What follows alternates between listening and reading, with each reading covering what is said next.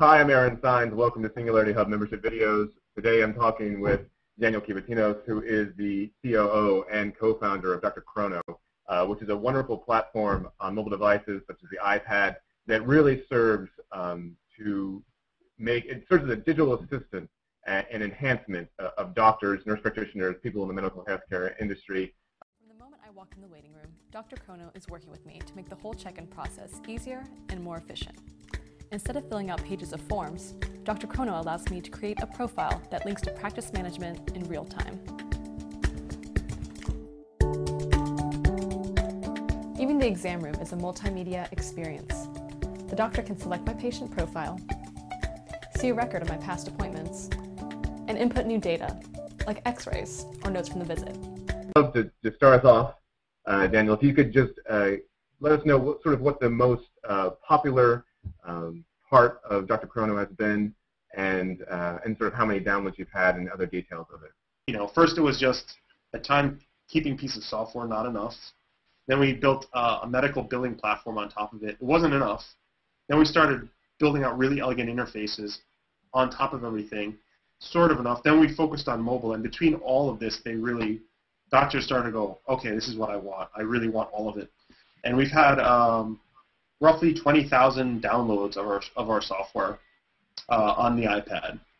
Essentially, doctors really are looking to go mobile, and they really want to be home looking at medical records. They want to be at hospitals looking at medical records. They want to be at their private practice looking at medical records. So that's really the driving force behind our company, is doctors just want really good mobile access to information about their patients. You know, you have the iPad, this awesome technology, all these doctors want it, they're all buying it.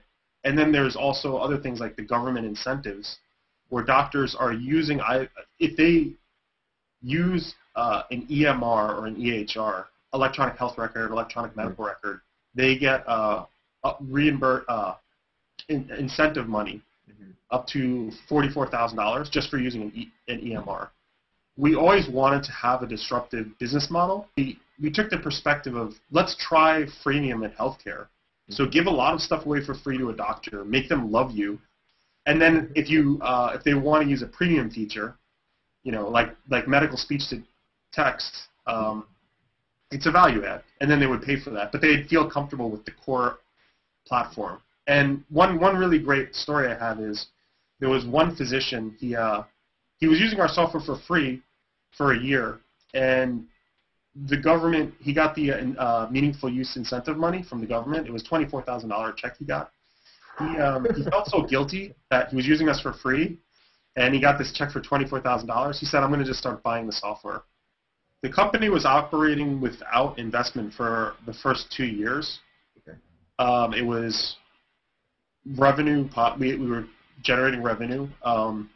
So we raised $4.1 million from a number of investors. It's actually a Series C. We're rapidly expanding the company. There's a lot of ideas. I mean, we have a roadmap for at least 10 years.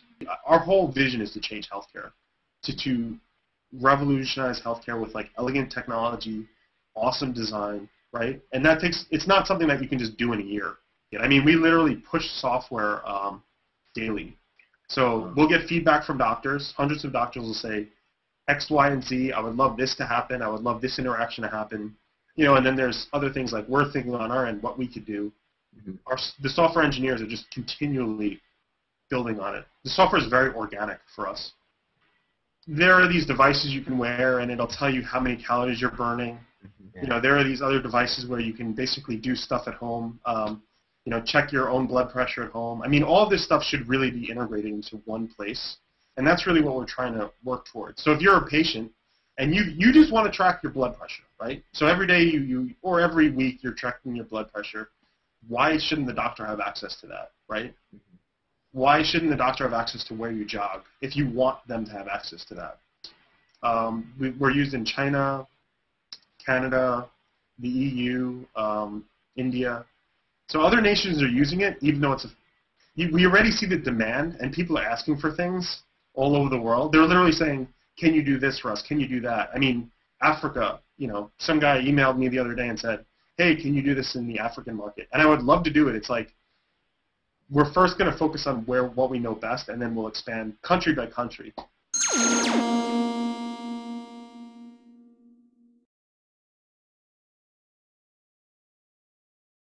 And we're done.